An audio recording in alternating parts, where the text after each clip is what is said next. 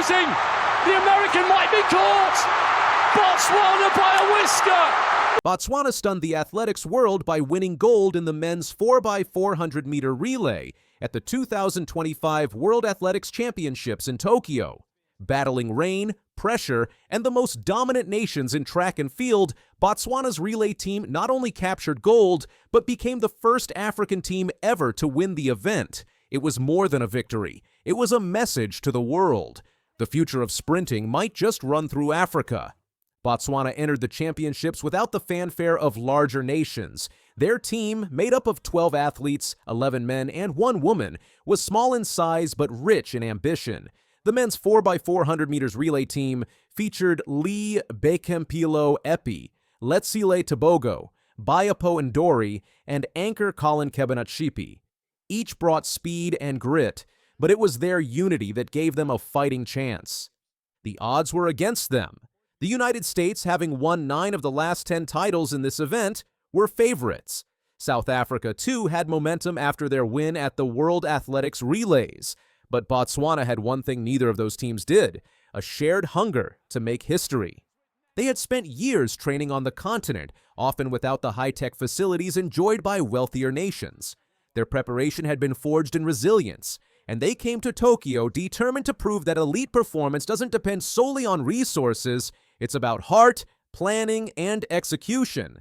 By race time, Tokyo's skies opened up. Rain poured onto the track, turning the final into a battle of nerves and skill. In Lane 5, Botswana stood in the center of giants, but instead of fear, they showed calm. Eppie led off with a steady start, holding position. Then came Letsile Tebogo, the national hero who had already made headlines with his Olympic 200-meter gold the previous year. He blazed the second leg, clocking an extraordinary 44.05 to pull Botswana level with the U.S. Bayapo Ndori, who had secured bronze in the 400 meters days earlier, maintained the pressure, and with 1 leg to go, Collen Kebinatshipi took the baton with history within reach. Kebinatshipi, the 21-year-old wonder who had just claimed the individual 400-meter title, was no stranger to big moments. His season-best 43.53 had already broken national records. But this was different. This was for his team and his country. Rai Benjamin, the U.S. anchor and reigning 400-meter hurdles world champion, had a slight lead. South Africa's Zakathi Nene surged on the outside, but Kebinatshipi waited, timed his kick, and in the final 80 meters, launched forward. He sliced between his rivals like a bullet, surging ahead to win in 2 minutes 57.76 seconds.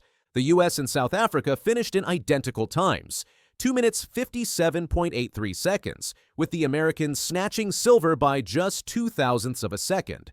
"I had to run the most strategic leg because of the weather," Kebinatshipi said. "I saved my energy for the last 100 meters. I'm so thankful to bring home 2 gold medals." His performance was more than speed. It was strategy under extreme conditions. Running on a rain-soaked track requires adjustments in stride, balance, and timing. Kebinatshipi executed it flawlessly. The impact back home was immediate. Botswana's President Duma Gideon Boko declared September 29th a national holiday to celebrate the relay team's gold. It was a tribute not just to their win, but to what they represented: dedication, unity, and excellence. Botswana's natural diamonds are not just in the ground. They are our world champion athletes, the president proudly stated. Botswana's celebration wasn't just symbolic, it was earned. They ran a perfect tactical race, showed composure in chaos, and executed better than any other team on the track. The nation erupted in celebration, from schools to city centers. Fans gathered in the rain just like their champions had, replaying the race on giant screens and waving the national flag in joyous disbelief. Letsile Tebogo had experienced highs and lows in Tokyo. Despite running a blistering 19.65 in the 200 meters, he missed a medal. He was also disqualified in the 100 meters for a false start. But in the relay, he made up for everything. His second leg was a game-changer. Overtaking Jackery Patterson with a powerful sprint, Tebogo placed Botswana in perfect position. His speed and mental strength gave the team momentum they never lost. It was a story of redemption, and it was Tebogo, usually the quiet force, who led the celebration, dancing with his teammates through the puddles. The U.S. squad was gracious in defeat. Rai Benjamin praised his teammates and admitted, "We were not supposed to be here, so taking a silver is pretty good." South Africa's veteran Wade van Niekerk, who ran a strong third leg, said, "These are really confident guys in our relay. I have a lot of excitement about their careers and what is about to come." Both teams had raced their hearts out. Both had expected to fight each other for gold. But Botswana changed that storyline. Botswana's relay gold was the result of years of planning, patience, and development. Their athletes have emerged through junior levels, African championships, and international meets with one thing in common: progress. Kebinatshipi had won the U20 title in 2021 and steadily improved. Ndori had medaled in Paris. Tebogo lit up the Olympics with gold. Even Eppie, often under the radar, had delivered when it mattered most. Together, they weren't just a team. They were a movement, and now they've set the standard for what's possible. Historically, Africa has ruled long-distance events, but sprint relays have remained elusive until now. Botswana's win is monumental. It signals that African nations can and will compete at the highest level in sprints. It encourages other nations to invest more in sprint talent. It sparks dreams in villages and towns across the continent. Botswana didn't just win a gold medal, they ignited a shift. Across the continent, coaches and athletes watched closely. Schools and training programs are expected to see a spike in participation. Young runners now have proof that the path to gold doesn't only go through Europe or America, it begins right at home. Botswana's winning time of 2 minutes 57.76 seconds wasn't just impressive, it was elite, the second fastest in the world that year. Their baton handoffs were flawless, their pacing precise. Tebogo's 44.05 split changed the race. Kebinatshipi's closing 100-meter was unforgettable, and every leg built upon the last, showing not only strength but coordination. Behind them, Belgium, 2 minutes 59.48 seconds. Qatar, 3 minutes 1.64 seconds. Great Britain, 3 minutes 03.05, and Jamaica, 3 minutes 3.46, rounded out the top contenders. But none matched Botswana's sharpness or spirit. Botswana finished the 2025 World Championships ranked 5th overall with 2 golds and 1 bronze, their highest ever placement. They now look ahead to the 2027 World Championships and the 2028 Olympics in Los Angeles. With young stars like Kebinatshipi, Tebogo, and Ndori, and growing national support, Botswana is no longer a rising power, they've arrived. The mission now is to stay on top, develop depth, and inspire the next generation. The goal? A sprinting dynasty that can challenge the world for years to come. From underdogs to champions, Botswana's 4x400-meter relay team showed what's possible with belief, preparation, and heart. They ran through the rain, silenced the giants, and delivered a victory that will echo through history. This wasn't just a race, it was a revolution. And now the world knows Botswana isn't chasing greatness anymore. They've caught it. Jefferson Wooden, she's absolutely flying in the night sky of Tokyo.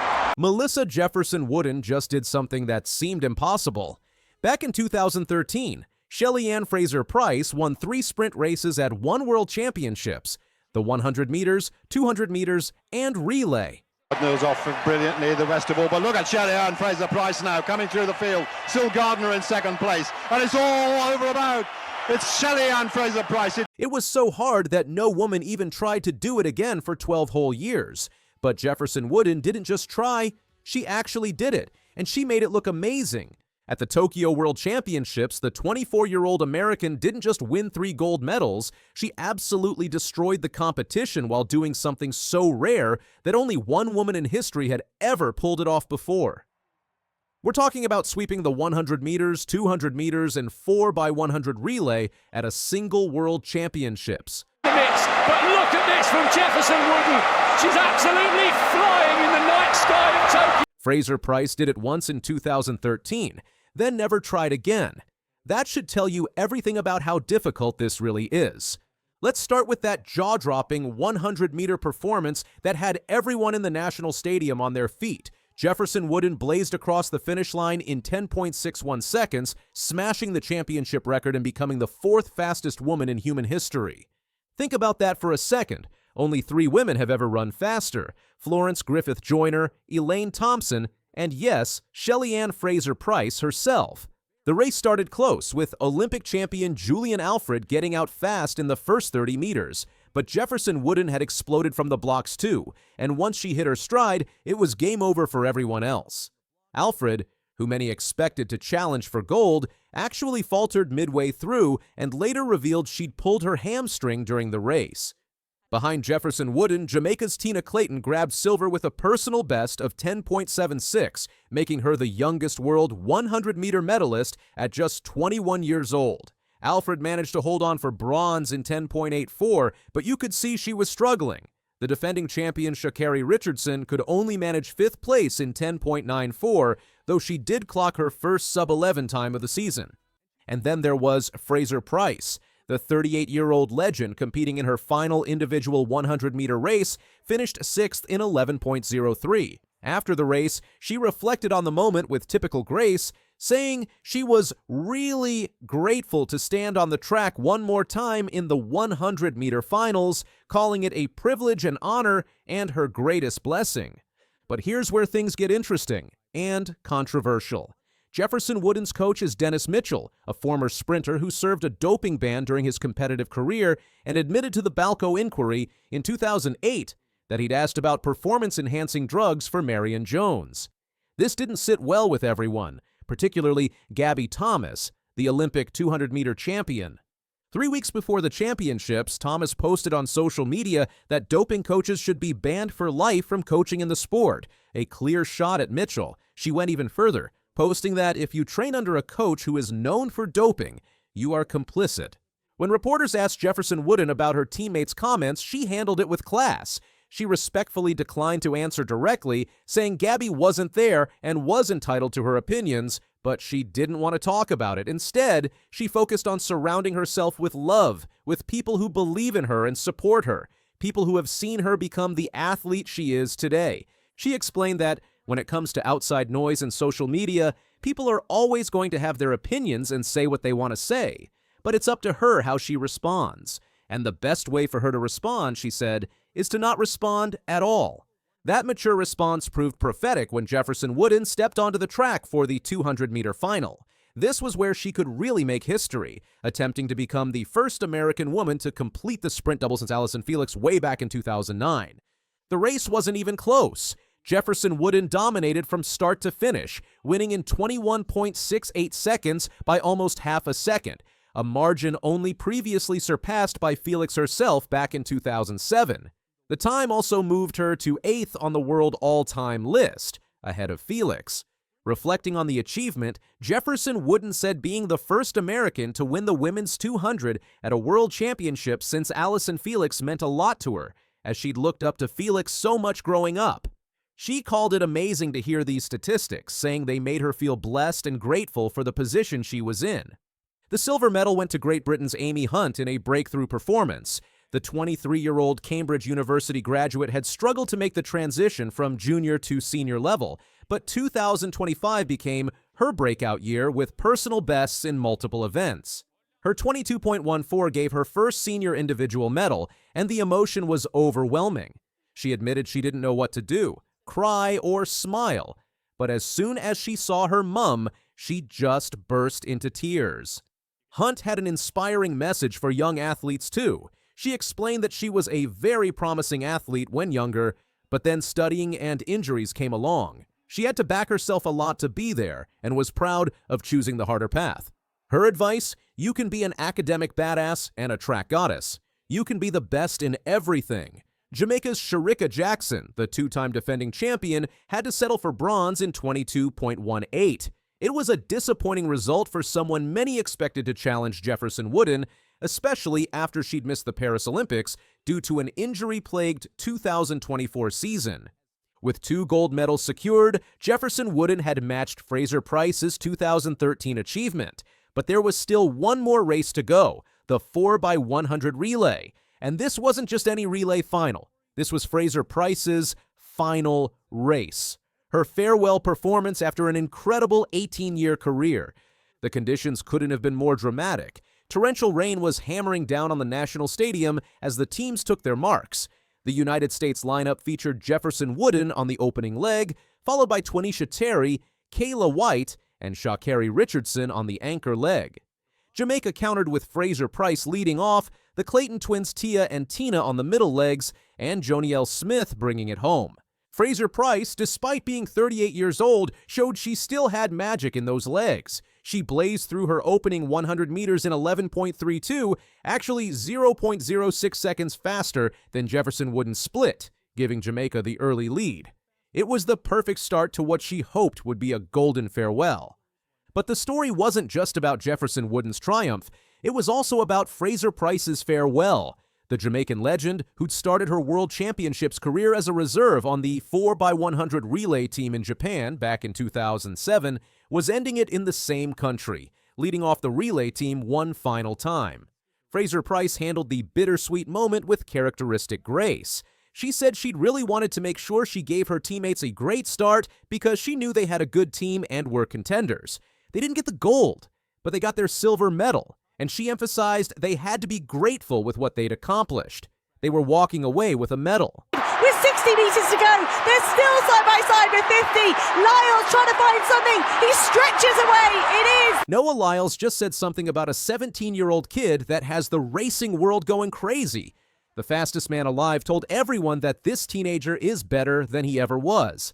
At the World Athletics Championships in Tokyo, something amazing happened after the men's 200-meter races. 30 reporters crowded around Australian teenager Gout like he was a movie star. The air was thick and sweaty, and everyone wanted to talk to the kid who just ran in his first big race.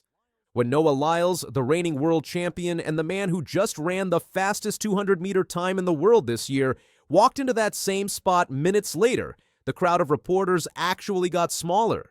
That tells you everything about the buzz surrounding this Australian teenager. Gout had just finished fourth in his semifinal with a time of 20.36 seconds. He missed making the final and didn't achieve his goal of breaking the 20-second barrier, but none of that mattered when Lyles was asked about the young sprinter who's been making headlines around the world. The American Sprint King didn't hold back. "He's more talented than I was," Lyles said with a genuine laugh. This wasn't just polite encouragement from an older athlete. This was Noah Lyles, a man with 8 World Championship gold medals, openly admitting that a teenager from Australia has more natural ability than he did at the same age. To understand how significant this statement is, you need to know who Noah Lyles is in the sprinting world. At 28 years old, he's considered the best 200-meter runner since Usain Bolt. He just won his 4th straight world championship in the 200 meters, joining Bolt as the only person in history to achieve that feat. He's the Paris Olympics 100-meter champion and has posted times that put him among the fastest humans who ever lived. When someone of that caliber makes such a bold statement, people listen, and the internet certainly did. But Lyles didn't stop there. He spent nearly a full minute giving a thoughtful breakdown of what he sees in Gout. I mean, there's been nothing but great talent coming up. He's an amazing kid. You know, you got a great head on him. You got a great team around him. You know, it's going to be interesting to see how he develops. You know, What makes this even more remarkable is that these two athletes aren't strangers. They've trained together at camps organized by their mutual sponsor, Adidas. Lyles has seen Gout up close, watched him work, and understands his potential better than most. When he speaks about the Australian teenager, it comes from real experience, not just watching highlights on social media. The numbers back up Lyles' assessment. When he was 17 years old in 2015, Lyles ran 10.14 seconds in the 100 meters and 20.18 seconds in the 200 meters. Those are impressive times for any teenager. But Gout has already run faster than that, with a personal best of 20.02 seconds in the 200 meters and times in the 100 that suggest he's ahead of where Lyles was at the same age. During that post-race interview in Tokyo, Lyles shared insights that reveal his understanding of what it takes to succeed at the highest level. to see how he develops. You know, the thing that I always look for when I'm looking at younger talent is, hey, are you just going to be able to train into shape, one? Because when you're in high school, you're able to just get like races all the time whenever you want. But as a pro, you got to race, you know, you got to come prepared already. This is the voice of experience talking,